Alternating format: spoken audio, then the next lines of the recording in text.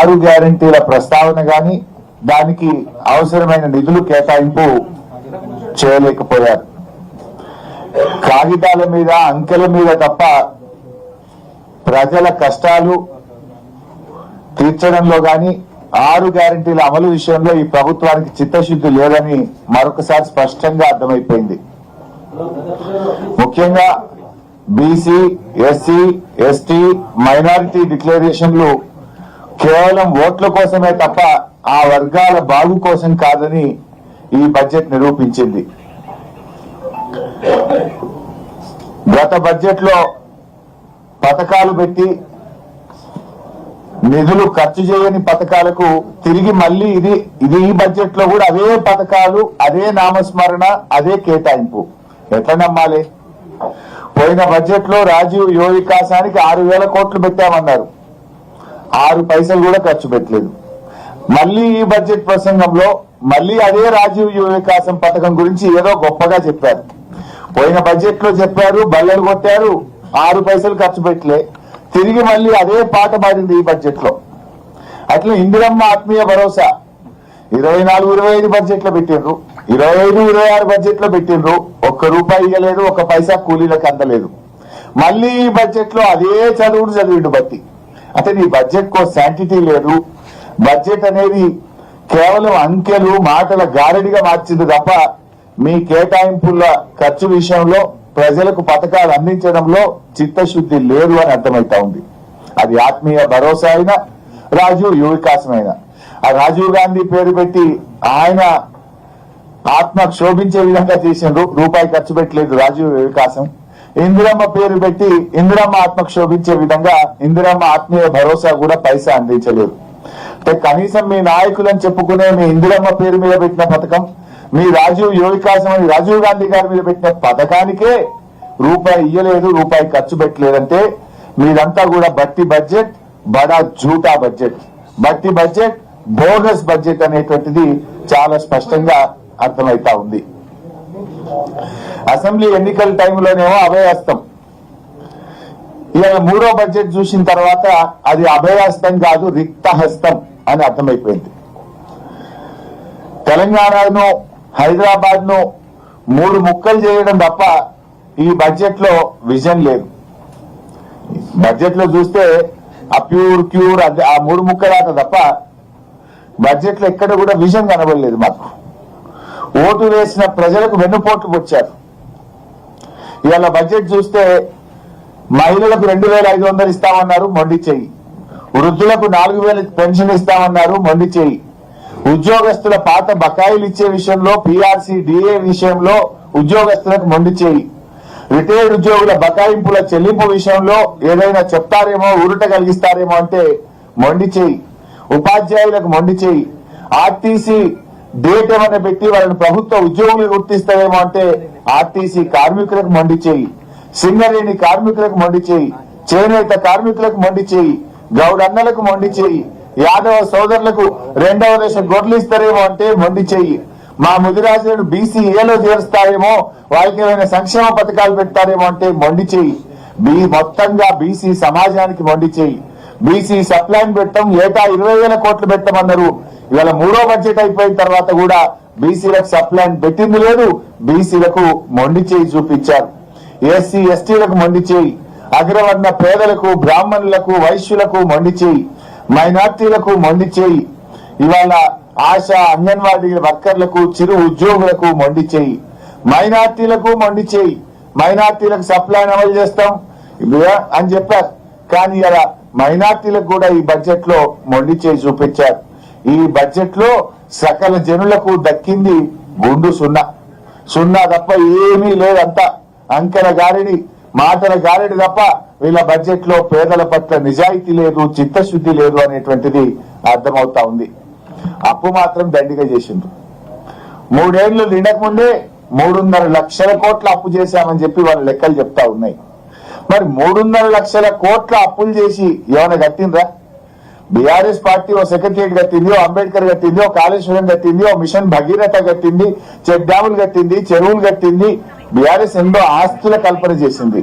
మరి మీరు 3.5 లక్షల కోట్ల అప్పు తెచ్చి చేసింది ఏముంది? అసలు మన రాష్ట్ర చరిత్రలో ఎప్పుడు పెరగనంత డెట్ టు జిఎస్డిపి రేషియో విపరీతంగా పెరిగింది. డెట్ టు జిఎస్డిపి కాంగ్రెస్ ప్రభుత్వం వచ్చిన 27% ఉంటే 2 ఏళ్లలోనే అది 29% పెరిగింది. ఒకప్పుడు తెలంగాణ డెట్ టు జిఎస్డిపిలో భారతదేశంలో అతి తక్కువ డెట్ టు జిఎస్డిపి ఉన్న రాష్ట్రంగా బీఆర్ఎస్ హయాంలో తెలంగాణ రాష్ట్రం ఉంటే ఈ రోజు ఎక్కువకు పెరిగిపోయింది, 29% కు పెరిగింది. అసలు ఇంకా ఆయన బట్టి గారు అంబేద్కర్ సూక్తులు చెప్తా ఉన్నాడు, రాజ్యాంగ విలువల గురించి మాట్లాడుతున్నాడు. వెనుక ఫిరాయింపు ఎమ్మెల్యేలను కూర్చోబెట్టుకొని రాజ్యాంగ విలువల గురించి మాట్లాడడం విడ్డూరం. మీ వెనక ఎవరిని కూర్చొని పెట్టినావు? పార్టీ బీఆర్ఎస్ పార్టీ ఎమ్మెల్యేలను కొనుక్కొని ఫిరాయింపు ఎమ్మెల్యేలను మీ వెనక కూర్చోబెట్టుకొని నువ్వు అంబేద్కర్ సూక్తులు రాజ్యాంగ విలువల గురించి మాట్లాడడం ఇది సిగ్గుచేటు. అసలు బీఆర్ఎస్ 10 ఏళ్ల కాలంలో మా 10 ఏళ్ల పాలనలో బూడిద నుంచి ఫీనిక్స్ పక్షిలాగా ఈ రాష్ట్రాన్ని ఎగిరింపజేసింది బీఆర్ఎస్.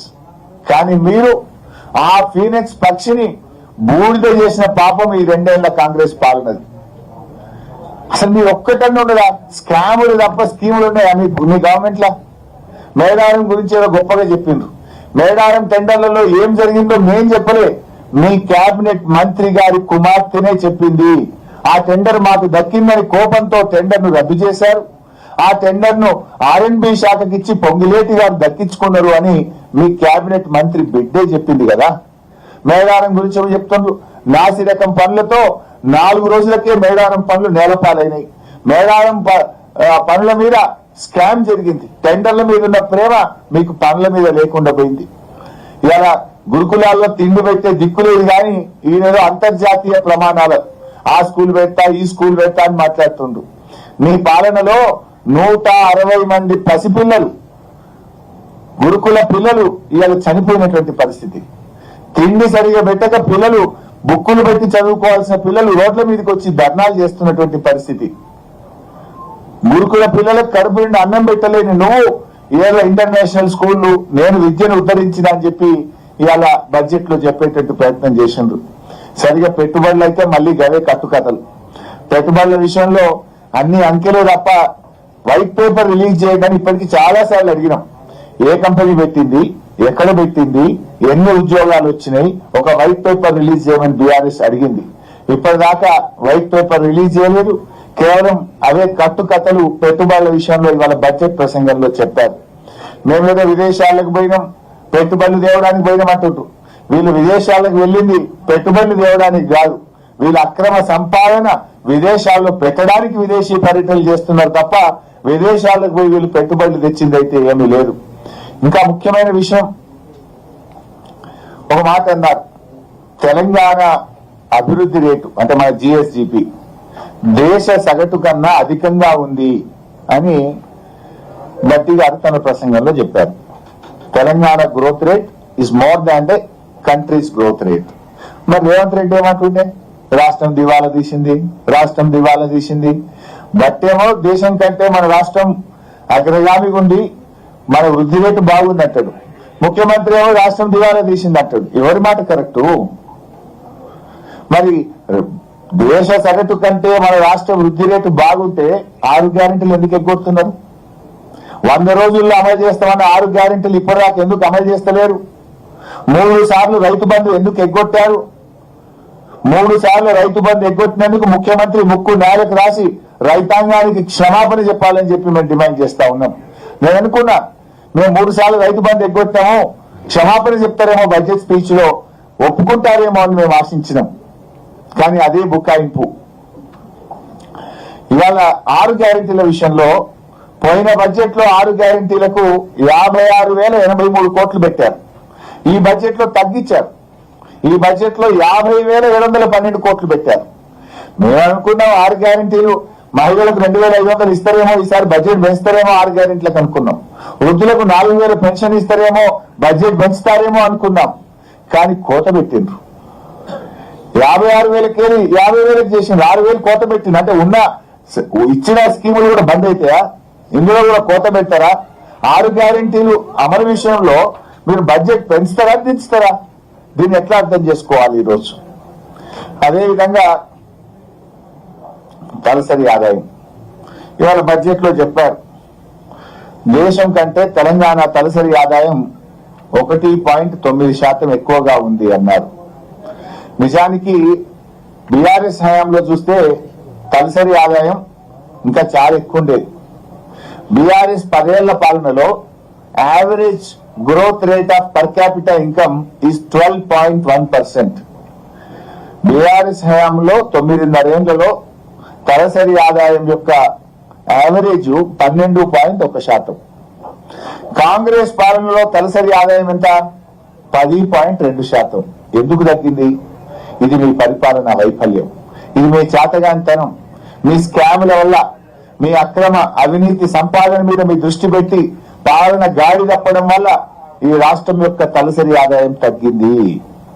బీఆర్ఎస్ హయాంలో 12.1% తలసరి ఆదాయం ఏటా పెరుగుతూ పోతే మీ పాలనలో అది 10.2% తగ్గడం మీ పరిపాలన వైఫల్యానికి ఇది ఒక నిదర్శనం. And number 2, GSDP. బీఆర్ఎస్ పాలనలో జిఎస్డిపి వృద్ధి రేటు 12.5%, 12.5%. ఇవాళ బట్టి గారి ప్రసంగంలో జిఎస్డిపి వృద్ధి రేటు ఎంత చెప్పినారు? 25-26 సంవత్సరానికి 10.7% అని చెప్పారు. మా పాలనలో 12.5% జిఎస్డిపి రాష్ట్రం యొక్క ఆదాయం పెరిగితే మీ పాలన 10.7%కు తగ్గిందంటే ఈ రేవంత్ రెడ్డి గారి ప్రభుత్వం అట్టర్ ఫెయిల్ అయిపోయింది. పాలనలో మీరు ఫెయిల్ అయ్యారు. మీ తుగ్లక్ పనుల వల్ల, మీ హైడ్రా, మీ కూల్చివేతలు, మీ కరప్షన్, మీ పరిపాలన వైఫల్యం వల్ల రాష్ట్రం యొక్క వృద్ధి రేటు 12.5 నుంచి 10.7% తగ్గింది. తలసరి ఆదాయం తగ్గింది, జిఎస్డిపి తగ్గింది. Is it not the failure? ఇంకా సిగ్గు లేకుండా బల్లలు కొడుతున్నారు. పోయినసారి ఇట్లే బల్లలు కొట్టిరు. ఇందిరమ్మ ఆత్మీయ భరోసా ఇస్తాం అనగానే కొట్టుడే కొట్టుడు. బట్టి గారి మాటల్లో ఒత్తి పలుకుడే ఉంది తప్ప చేతలు మాత్రం మూగబోతున్నాయి. మాటలు ఒత్తి పలుకుతుండు, చేతలు మాత్రం మూగబోతున్నది. పోయినసారి కూడా ఇట్లే ఒకటే కొట్టుడు. ఏది రాజు యువ వికాసం ఇస్తూనే ఉన్న 6,000 కోట్లు అంటే కొట్టుడే కొట్టుడు. ₹1 ఇచ్చిందో ఒకరికి ఇచ్చిందో లేదు. చూస్తే ఉన్నది అంతా డొల్ల. జిఎస్డిపిలో డౌన్, పర్ క్యాపిటల్ ఇన్కమ్ లో డౌన్. ఇవాళ ప్రజలు బీఆర్ఎస్ పాలన, కేసీఆర్ పాలన ఎట్లా ఉందనడానికి ఇంతకంటే సాక్ష్యం ఏం కావాలి? Our growth rate was much higher. ఏమంటే ప్యూర్ రేర్. ఈ తెలంగాణలో 3 ముక్కలాట ఆడుతున్నారు. ప్యూర్ అని ఓ 3 ముక్కలాట ఆడుతున్నారు. ఇది ముమ్మాటికి ప్యూర్ మోడలో, రేర్ మోడలో, ప్యూర్ మోడలో కాదు, ఇది చోర్ మోడల్.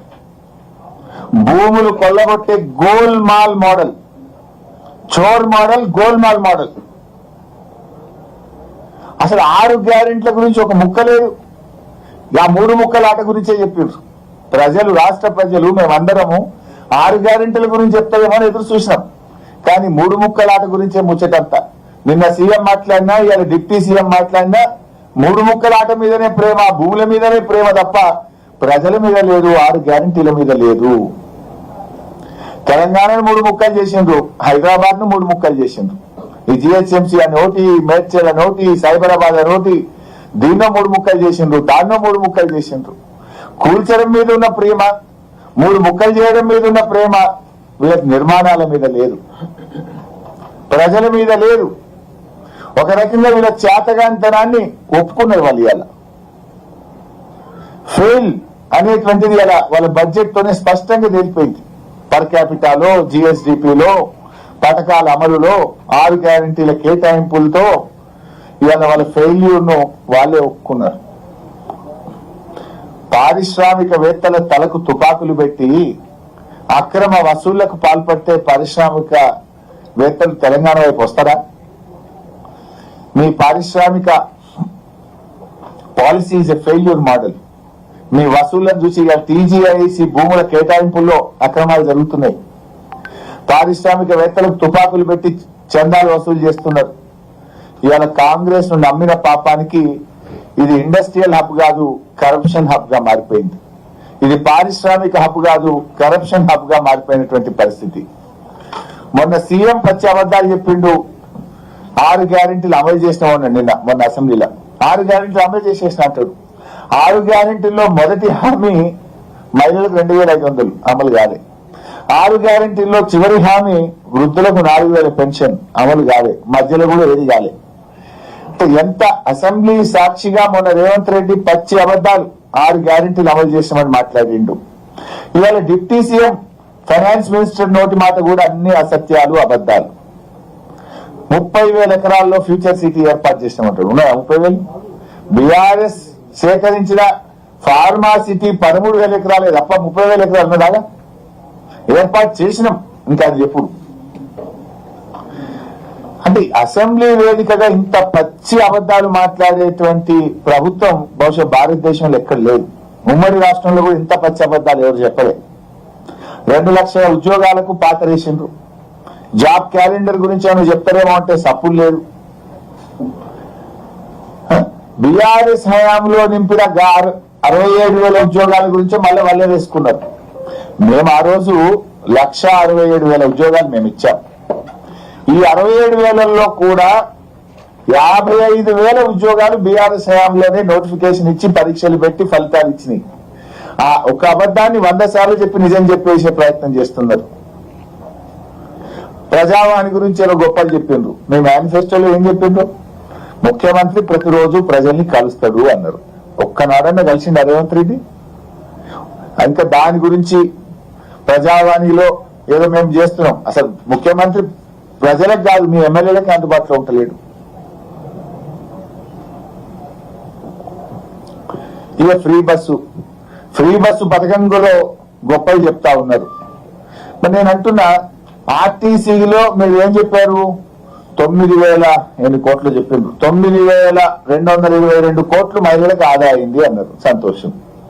మరి 9,222 కోట్లు ఆర్టీసీకి చెల్లించిందా ప్రభుత్వం? 2,500 కోట్లు బకాయి పడ్డది.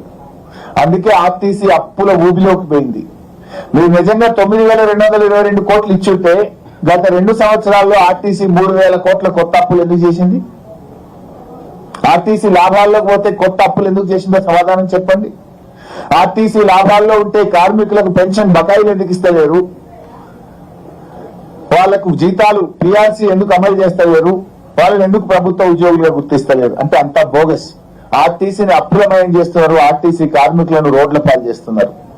హైదరాబాద్ లో ఆర్టీసీ కార్మికులను మొత్తం మంది ఇక్కడి నుంచి వెళ్ళగొట్టే కుట్ర జరుగుతున్నది. ఆర్టీసీ డిపోలన్నీ ప్రైవేట్ పరం చేయబోతున్నారు హైదరాబాద్ లో అని మీ బడ్జెట్ ప్రసంగం చెప్పింది. ఏదో 2 లక్షల కొత్త పెన్షన్లు ఇస్తా అన్నారు. కొత్త ఎక్కడి ఉడగొట్టినే ఇస్తున్నాను. ₹1 అన్న బడ్జెట్ లో పెంచినావు పెన్షన్లకు? పోయిన సంవత్సరం ఎంత పెట్టినావు గంతే పెట్టింది బడ్జెట్ లో. పోయిన సంవత్సరం మిగిలినాయి పైసలు. ఎందుకంటే ఇలా కొత్తగా పెన్షన్లు ఇవ్వాలి. 3 లక్షల పెన్షన్లు ఏవేసిండ్రు. 3 లక్షలు ఏవేసిండ్రు. 2 లక్షలు ఇస్తామన్నారు. ఇది కొత్త పెన్షన్లు ఇచ్చేది కాదు. 3 లక్షల పెన్షన్లు ఏవేసిండ్రు. 2 లక్షలు ఇస్తామన్నారు. కానీ పెన్షనర్లు ఎదురు చూస్తున్నది 4,000 పెన్షన్ కోసం. నాడు కేసీఆర్ గారు 200 పెన్షన్ 10 అంతలు పెంచి 2,000 పెన్షన్ ఇస్తా అంటే మాట మీద నిలబడ్డది బీఆర్ఎస్ ప్రభుత్వం. 10 అంతలు పెంచాం. మీరు 2 అంతలే 2,000 4,000 చేస్తామన్నారు. 3వ బడ్జెట్ లో కూడా పెట్టలేదే. ఇంకెప్పుడు పెడతారు? మీకు ఉండేదే ఒక బడ్జెట్. ఇక పెన్షనర్లను కూడా ఈ ప్రభుత్వం మోసం చేసింది. 1,000,000 మంది మహిళల్ని కోటీశ్వర్లు ఒకటే మభ్య పెడుతున్నారు. కానీ ఒకటి మారింది బడ్జెట్ స్పీచ్ లో. పోయిన 2 బడ్జెట్లలో ఏం చెప్పిందంటే 1,00,000 కోట్ల వడ్డీ లేని రుణం ఇస్తున్నామని 2 స్పీచ్లలో చెప్పిండు. మేము మన గట్టిగా నిలదీస్తే దెబ్బకు వడ్డీ లేని రుణం తీసేసిండు. 1,00,000 కోట్లు ఇస్తున్నాం మహిళలకని వడ్డీ లేని రుణాన్ని మాత్రం బడ్జెట్ స్పీచ్ లో ఎగరగొట్టిండ్రు. అని తప్పు నాలుక తెచ్చుకున్నారు. అబద్ధం చెప్పిన వారు. మీరు 1,00,000 మంది మహిళల్ని కోటీశ్వర్లు ఎప్పుడు చేస్తారో మీ దయ, గాని ముందు ఆ మహిళలకు ఇస్తామన్న 2,500 ఇవ్వండి. ఆ మహాలక్ష్మికి ఎందుకు బడ్జెట్ లో నిధులు పెట్టలేదు? రాష్ట్రంలో ఉండే మొత్తం మంది మహిళలకు ఈ ప్రభుత్వం డోకా చేసింది. 100 రోజులు అని చెప్పారు. 3వ బడ్జెట్ లో కూడా నిధులు కేటాయించలేదు. మిగిలేదు ఒకటే బడ్జెట్. రైతు బంధు మళ్ళీ గదే పాట పాడిండ్రు. 12,000 అని చెప్పిందేమో 15,000. నేనేమనుకున్నా అంటే కనీసం ఆ 12,000 గురించి చెప్పేటప్పుడైనా 3 పంటలకు రైతు బంధు ఎగ్గొట్టినాము, క్షమించండి అని రాష్ట్ర రైతుల్ని అడుగుతారేమో నేను భావించిన, కానీ అదే అబద్ధం చెప్పిండ్రు. ఇప్పటి 3 పంటల్లో రైతు బంధు ఇయ్యలే, రుణమాఫీ గురించి ఈసారి మాట్లాడలే, అది డొల్లా అని తేలిపోయింది. చెప్పింది 51,000, బడ్జెట్ లో పెట్టింది 31,000, చేసింది 20,000. రుణమాఫీలో డోకా, రైతు బంధులో డోకా, బోనస్ లో డోకా. ఇలా పోయిన యాసంగి 2025 ఏప్రిల్ మే నెలలో అమ్మిన యాసంగి సన్న రకం వడ్లకు 1000 కోట్ల రూపాయలు ఈ ప్రభుత్వం ఎగ్గొట్టింది. యాసంగి బోనస్ ఈయనలే. ఇవాళ ఎంత సిగ్గు లేకుండా నిస్సిగ్గుగా బట్టి గారి బడ్జెట్ లో స్పీచ్లు ఏమంటాడు, 2 పంటలకు సన్న వడ్లకు బోనస్ ఇచ్చినవని స్పీచ్ చదివిండు. బట్టి గారు అబద్ధం ఆడేటప్పుడన్నా కొద్దిగానే ఉండాలి కదా, అది అసెంబ్లీ కదా. 2 పంటలకు సన్న వడ్లకు బోనస్ ఇచ్చినావాను చెప్పు, నాకు నువ్వు ఇస్తే నేను రాజీనామా చేసిపోతా, నువ్వు చేస్తావా, రుజువు చేస్తావా? 2 పంటలకు బోనస్ ఇచ్చినాని వానకాలం ఇచ్చినావు, యాసంగే కొట్టినావు. ప్రతి ఏడాది 2 పంటలకు సన్న వడ్లకు బోనస్ ఇస్తున్నా అని మాట్లాడిండు పుణ్యాత్ముడు. కానీ వానకాలం ఇచ్చిండు, యాసంగే కొట్టిండు పోయిన సంవత్సరం. ఇప్పుడు కూడా వానకాలం ఇచ్చిండు, ఈ యాసంగి ఇస్తాడా ఇయ్యడా ఇంతవరకు స్పష్టత లేదు. బడ్జెట్ లో సాక్షిగా పచ్చి అబద్ధాలు బట్టి గారు వల్లే వేశారు. ఇంకొక అబద్ధం, గత ప్రభుత్వం రేషన్ కార్డులు ఇయ్యలేదట. బీఆర్ఎస్ ప్రభుత్వం 6,50,000 రేషన్ కార్డులు ఇచ్చింది అని శాసనసభలో సివిల్ సప్లైస్ మంత్రి ఉత్తమ్ కుమార్ రెడ్డి గారే సమాధానం చెప్పారు. మరి ఉత్తమ్ కుమార్ రెడ్డి ఏమో 6,50,000 రేషన్ కార్డులు బీఆర్ఎస్ ఇచ్చిందంటాడు, బట్టి ఫైనాన్స్ మినిస్టర్ బడ్జెట్ స్పీచ్ లోనేమో గత ప్రభుత్వం రేషన్ కార్డులు ఇవ్వలేదు అని బడ్జెట్ స్పీచ్ లో చదువుతారు. ఇంత పచ్చి అబద్ధాలు బట్టి గారు చదవచ్చా? ఎట్లా నమ్ముతారు మిమ్మల్ని ప్రజలు? ఏమనుకుంటారు మిమ్మల్ని ప్రజలు? సోయి ఉండాలి కదా కనీసం.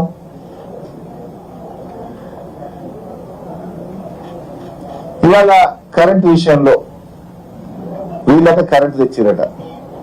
గతంలో తెలంగాణ చీకట్ల మగ్గిందట, వీళ్ళు వెలుగులో తీసుకుపోయిందట. అదే చీకట్ల మగ్గింది కాంగ్రెస్ పాలనలో. మీ పాలనలో పారిశ్రామికవేత్తలు ఇందిరా పార్క్ దగ్గర ధర్నా చేసిండ్రు. మీ పాలనలో రైతులకు పొద్దున్నాక 4 గంటలు, పొద్దుకి 3 గంటల కరెంటు. మీ పాలనలో హైదరాబాద్ నగరంలో కోతలు. కానీ కేసీఆర్ గారు 24 గంటల కరెంట్ ఇచ్చిండ్రు. యాదాద్రి గురించి జరిగింది కదా బట్టి గారు. యాదాద్రి థర్మల్ పవర్ ప్లాంట్ లో 3వ యూనిట్ కూడా పని ప్రారంభించింది, ఇది మన రాష్ట్రానికి గర్వకారణము అన్నాడు. ఎవరు స్టార్ట్ చేసింది యాదాద్రి? ఆనాడు మేము యాదాద్రి కట్టుంటే కోమటిరెడ్డి వెంకటరెడ్డి ఏమన్నాడు, మేము రాగానే యాదాద్రిని మూసేస్తామన్నాడు. ఇవాళ బట్టి అంటుండు యాదాద్రి తెలంగాణ జాతికి గర్వకారణము అంటుండు. That is the vision of KCR. ఇవాళ బీఆర్ఎస్ యొక్క వెలుగులను తమ గొప్పలుగా చెప్పుకోవడం కాంగ్రెస్ పార్టీ సిగ్గుచేటు. ఎవరు పెట్టింది యాదాద్రి? 99% పని మేం కదా చేసింది. నువ్వు స్విచ్ కక్కొత్తుడు తప్ప మీరు చేసిందా? ఆనాడు మేము యాదాద్రి పెడితే దాన్ని మూసేస్తాము, అది దండగా, ఇది పెట్టొద్దని మాట్లాడిన మీరు ఇవాళ బడ్జెట్ స్పీచ్ లో అదేదో తమ ఘనతగా ఇవాళ చెప్పుకునేటువంటి ప్రయత్నం చేస్తున్నారు. ఇవాళ మీ బడ్జెట్ స్పీచే చెప్పింది ఆ యాదాద్రి థర్మల్ పవర్ ప్లాంటే ఈ రాష్ట్రానికి దిక్కైందని మీ ప్రసంగమే చెప్పింది. అంటే అది బీఆర్ఎస్ గొప్పతనాన్ని చెప్పకనే చెప్పినావు. సింగరేణి గురించి మాట్లాడి ఇంకేందో, సింగరేణిని స్కామ్ల గనిగా మార్చారు మీరు, కుంభకోణాల కేంద్రంగా మార్చారు. సింగరేణి గురించి పలికే హక్కే మీకు లేదు.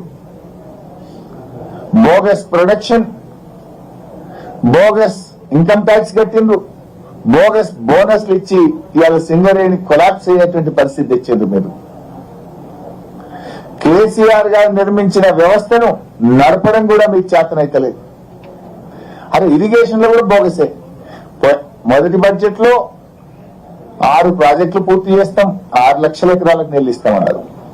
రెండవ బడ్జెట్ లో 8 ప్రాజెక్టులు పూర్తి చేస్తాం, 6 లక్షల ఎకరాలకు నీళ్లు ఇస్తామన్నారు. 2 బడ్జెట్లు అయిపోయినాయి. 1 ఎకరానికి నీళ్లు ఇచ్చిందా? 1 ప్రాజెక్ట్ అన్న పూర్తి చేసిందా? అసలు మీ బడ్జెట్ ప్రసంగాలకు ఏమైనా వీసమెత్తైన నిజాయితీ ఉందా, నిజముందా? మరి ఎన్ని ప్రాజెక్టులు పూర్తయినాయి చెప్పండి. 12 లక్షల ఎకరాలకు నీళ్లు ఇస్తామని చెప్పి ఎక్కడైనా నీళ్లు ఇచ్చిందా మీరు? సాగునీటి రంగాన్ని ఈ ప్రభుత్వం తీవ్రంగా నిర్లక్ష్యం చేసింది. బ్రేక్ఫాస్ట్ పథకం గురించి బల్లలు కొట్టుకున్నారు ఇవాళ. ఎవరు పెట్టింది బ్రేక్ఫాస్ట్ పథకం? బీఆర్ఎస్ ప్రభుత్వమే ఈ బ్రేక్ఫాస్ట్ పథకాన్ని ప్రారంభించింది. నేను ప్రారంభిస్తే మీరేమో దాన్ని క్లోజ్ చేసి ఆ పథకాన్ని బంద్ చేసి 2.5 ఏళ్ల పాటు పిల్లల్ని బ్రేక్ఫాస్ట్ పథకానికి దూరం చేసి ఇప్పుడేదో కొత్తగా బ్రేక్ఫాస్ట్ పథకాన్ని ప్రారంభం చేస్తున్నాము, ఇదేందో కొత్త పథకం అని చెప్పడం అనేటువంటిది ఇది సిగ్గుచేటు. అట్లే టిమ్స్ ఏం చెప్తుండే ఏది టిమ్స్ సనత్ నగర్ 2026 డిసెంబర్ లో ప్రారంభిస్తాం. ఎన్ని డేట్లు చెప్పింది? ఇప్పటికి 4 డేట్లు మారినాయి. టిమ్స్ సనత్ నగర్ కు 2.5 ఏళ్లలో 4 డేట్లు పెట్టింది. ఇది 5వ డేట్ బడ్జెట్ లో. మళ్ళా మొన్న ఉగాది కన్నారు, జూన్ కన్నారు, ఇవాళ డిసెంబర్ చేసిండు. ఈ ఏడాది 3 డేట్లు పెట్టింది, అంతకుముందు 2 డేట్లు